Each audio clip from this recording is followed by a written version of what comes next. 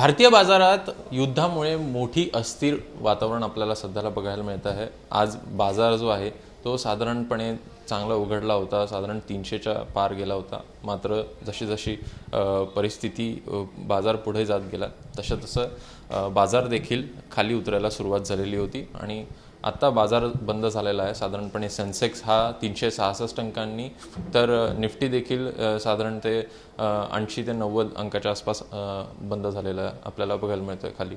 अशात एकूणच चित्र जर बघायचं तर भारतीय बाजारपेठांची सध्याला काय परिस्थिती आहे, गुंतवणूकदारांना काय वाटतं आणि गुंतवणूकदार कसे रिॲक्ट करत आहेत या सगळ्या युक्रेन आणि रशियाच्या युद्धाला, या संदर्भात बोलण्यासाठी आपल्यासोबत सुनील शहा सर आहेत, जे बाजार विश्लेषक आहेत.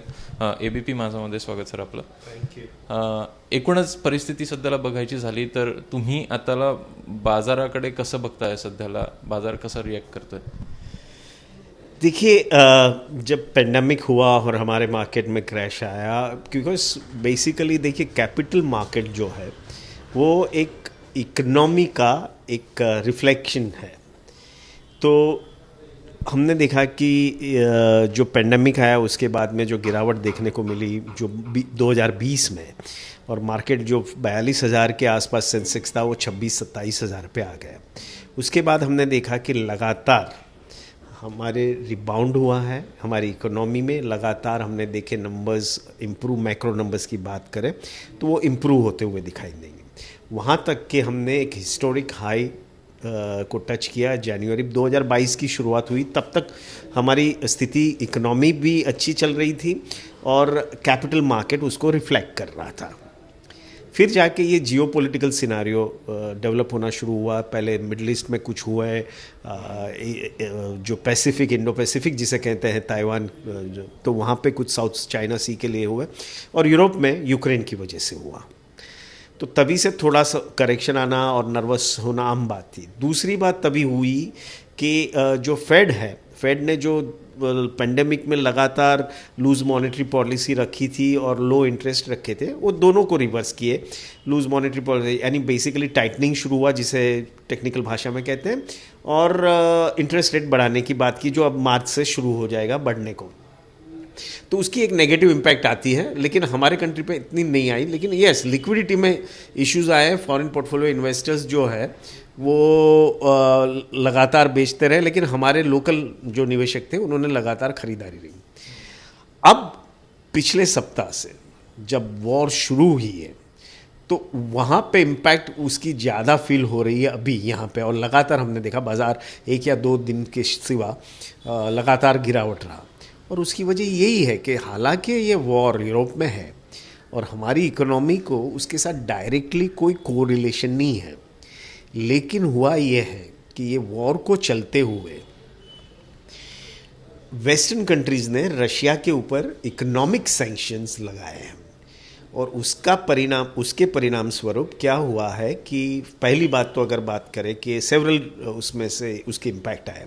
पहली बात तो ये हुई कि जो एनर्जी प्राइसेस हैं वो they shot through the roof जिसे कहेंगे हम. तो क्रूड ऑयल प्राइसेस बढ़ गए, नेचुरल गैस के प्राइसेस बढ़ गए, CNG के सबके प्राइसेस बढ़ गए, क्योंकि रशिया जो है वो one of the key player in energy market है. तो वो एक इम्पैक्ट आता है. अब जब क्रूड ऑयल प्राइस बढ़ जाते हैं ना, तो भारत को सबसे बड़ा उसमें नुकसान होता है, क्योंकि हमारी 75% तक तकरीबन हम लोग इंपोर्ट करते हैं एनर्जी.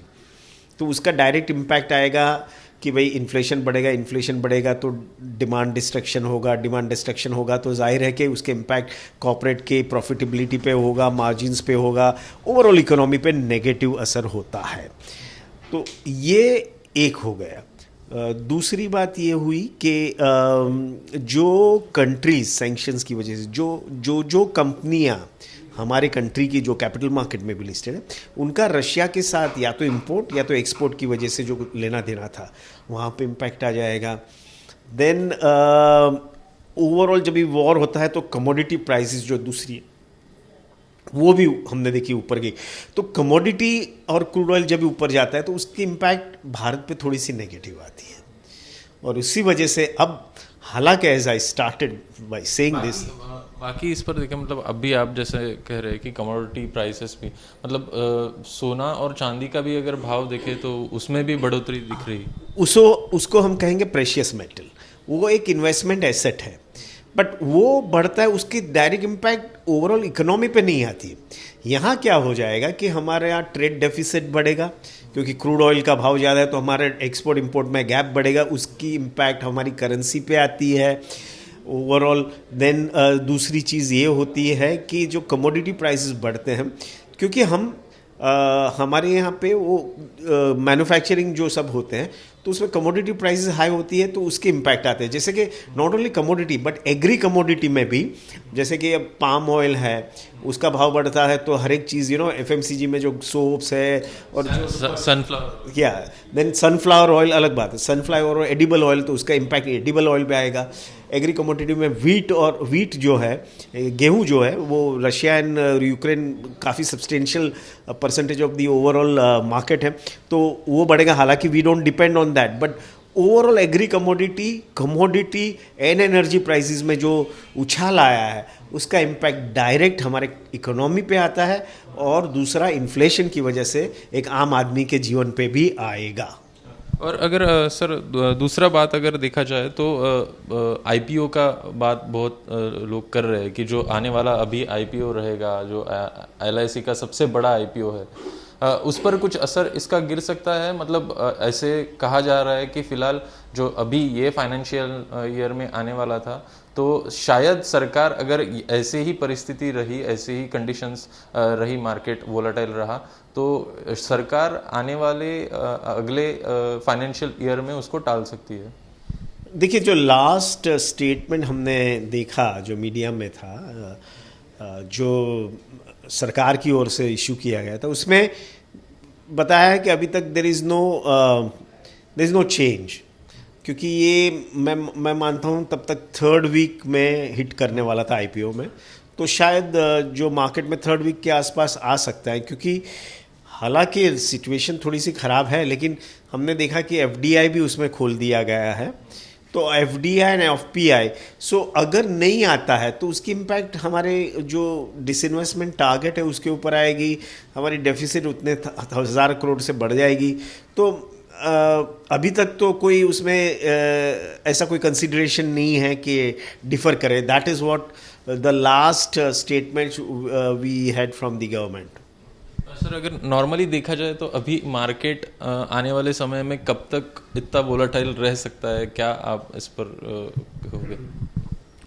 देखिए, इसका तो जो मार्केट की डायरेक्शन है और वॉलेटिलिटी है, ये तभी थोड़ी सी, इसे कहेंगे ना, स्टेबिलिटी एंड नॉर्मल सी तभी वापस आएगी जब कोई डिप्लोमेटिक हल इसका होगा।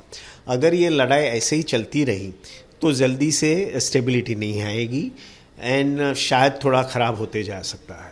बट अगर डिप्लोमेटिकली ये रिजॉल्व होता है, जैसे कि चर्चे चालू है, आज भी रशिया के फॉरेन मिनिस्टर ने बताया कि उनकी यूक्रेन के साथ मुलाकात है और फिर नेटो के नेशंस के साथ भी होगी, तो उसमें से उम्मीद रखते हैं कोई ना कोई हल आ जाए। तो हल आता है तो फिर definitely stability, not only stability, I think market में see some kind of bounce back. Bharat पर कितना असर गिर रहा है? फिलहाल मार्केट भी वोलेटाइल है, पर ओवरऑल अगर देखा जाए तो मार्केट का तो असर है ही, पर भारत पर कितना इसका असर गिरेगा? देखिए, मैंने बताया ना कि ना ही सिर्फ हमारे पूरे अर्थतंत्र पे उसकी नेगेटिव इम्पैक्ट आती है, क्योंकि high energy prices, high commodity prices and high agree commodity prices, but overall क्या होगा कि उससे डिमांड डिस्ट्रक्शन होगा, और डिमांड डिस्ट्रक्शन की वजह से ओवरऑल जो इन्फ्लेशन की वजह से जो होता है इश्यू, तो उसमें फिर हर आम आदमी के ऊपर, जैसे कि एग्री कमोडिटी की इम्पैक्ट आएगी, और दूसरी चीज़ में डायरेक्ट एंड इनडायरेक्ट, तो एक आम आदमी पे भी असर आ सकती है क्योंकि महंगाई बढ़ेगी, और एक कॉर्पोरेट पे भी असर आ सकती है क्योंकि मार्जिन स्क्वीज होंगे, उनकी प्रॉफिटेबिलिटी वो नहीं रहेगी, उनकी डिमांड इतनी नहीं रहेगी, तो टॉप लाइन ग्रोथ, तो ओवरऑल जो जीडीपी ग्रोथ की हमने जो फोरकास्ट की थी उसके ऊपर अगर ये लंबा चला तो ही उसकी ऊपर इम्पॅक्ट आ सकती है। साधारणपणे सध्याला जे रशियावर निर्बंध लादले गेले आहेत त्यामुळे मोठ्या प्रमाणात सध्याला का होईना त्याचा फटका हा संपूर्ण जगालाच बसतो आणि तसंच काही आपल्या देशाला देखील बसताना बघायला मिळतं। आता यात पुढे येणाऱ्या दिवसात जर का यावर काही बैठकीतून तोडगा निघाला तर संपूर्ण जगातलं मार्केट जे आहे ते एक प्रकारे स्टेबल होण्याचा प्रयत्न करेल. भारतात देखील तशीच काहीशी परिस्थिती आपल्याला येणाऱ्या काही काळात आपण बघू शकतो. मात्र सध्याला परिस्थिती अशी आहे की मार्केट देखील वोलाटाईल आहे आणि त्यामुळे मोठ्या प्रमाणात सध्याला गुंतवणूकदारांचे पैसे देखील अडकले आहेत. दुसरीकडे बघायचं झालं तर ह्यात मोठ्या प्रमाणात महागाई देखील येणाऱ्या काळामध्ये वाढण्याची शक्यता आहे, कारण पेट्रोल आणि डिझेलच्या भावामध्ये वाढ होऊ शकते. कॅमेरामॅन उत्तमचा अभिषेक मुठाळ, ABP माझा, मुंबई. ABP माझा, उघडा डोळे बघा नीट.